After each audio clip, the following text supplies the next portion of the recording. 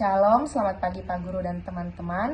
Kami bertiga akan menjelaskan tentang materi yaitu ekspansi Jepang dan Perang Asia Timur Raya. Kelompok kami beranggotakan saya sendiri Kathleen Alverina, saya Karissa Octavia Abigail, saya Novel Indriati Romahyati. Yang pertama yaitu ekspansi. Ekspansi dalam sejarah merujuk pada proses atau tindakan memperluas wilayah, pengaruh atau kekuasaan suatu negara, kerajaan atau peradaban ke wilayah yang lebih luas. Ekspansi ini bisa terjadi melalui berbagai cara seperti peperangan, penaklukan, diplomasi, perdagangan, atau kolonisasi. Yang pertama itu latar belakang. Jepang melakukan ekspansi di wilayah Asia Timur Raya karena Jepang ingin menguasai kekayaan sumber daya alam di negara Asia. Hal ini dilakukan karena Jepang membutuhkan sumber daya alam untuk berperang dalam perang Pasifik dan mereka dapat memenangkan peperangan. Salah satu negara yang dijajah oleh Jepang yaitu Indonesia yang memang dikenal dengan kekayaan sumber daya alamnya.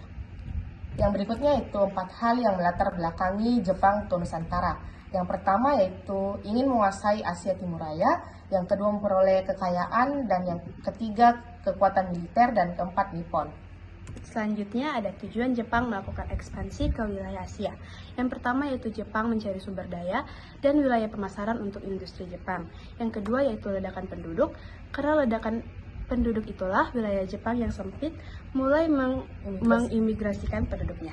Yang ketiga yaitu paham Hakko Ichiyo dan fasisme di Jepang membuat orang Jepang merasa dirinya paling superior bahkan setelah perang. Selanjutnya ada Perang Asia Timur Raya.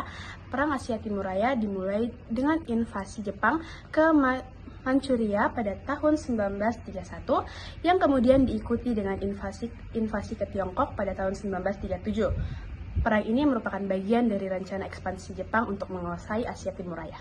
Selanjutnya ada tujuan Jepang menjajah. Yang pertama itu menguasai bahan mentah dan bahan bakar. Hal ini disebabkan karena Indonesia memiliki sumber kekayaan yang melimpah sehingga Jepang melakukan eksploitasi bahan mentah dan bahan bakar. Yang kedua, Hindia Belanda dilirik untuk dijadikan tempat pemasaran. Hal ini disebabkan karena Hindia Belanda memiliki tempat yang strategis untuk dijadikan tempat pemasaran hasil industri mereka, sehingga Jepang menjual produk seperti pakaian, sepatu, sabun, rokok, makanan kaleng, mesin, dan lain-lain.